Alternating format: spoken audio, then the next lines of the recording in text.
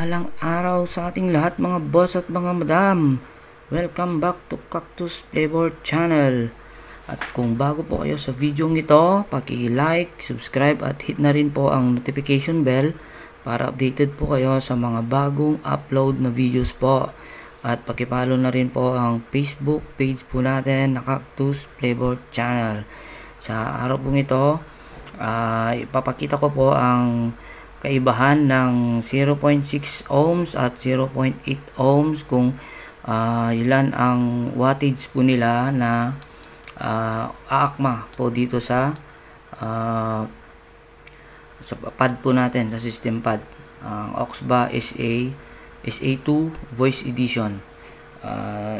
Ito po mga boss, pag hindi mo ayan, pag 0.6 ohms po ang linagay natin, yung wattage po niya ay ito po, 22 watts, 25 watts, 16 watts. Ayan, bali mag-uumpisa po siya ng 16 watts, 18 watts, 20 watts, 22 watts, 25 watts. Ayan po, ayan, ulitin po natin. Ayan po mga bossing. At ito naman po ang kaibahan pag ang linagay po nating OCC or cartridge niya ay 0.8 ohm, 18 watts. Ayan po, kita nyo po ay 18 watts, 0.8 ohms. Ang sa wattage po niya, ito po, 10 watts. Umpisa po siya sa 10 watts kumpara po dito sa 0.6 ohms na mag-umpisa naman siya sa 16 watts hanggang 25 watts.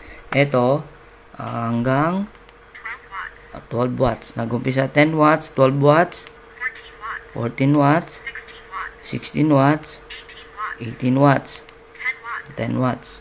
So ayun mga boss at mga madam,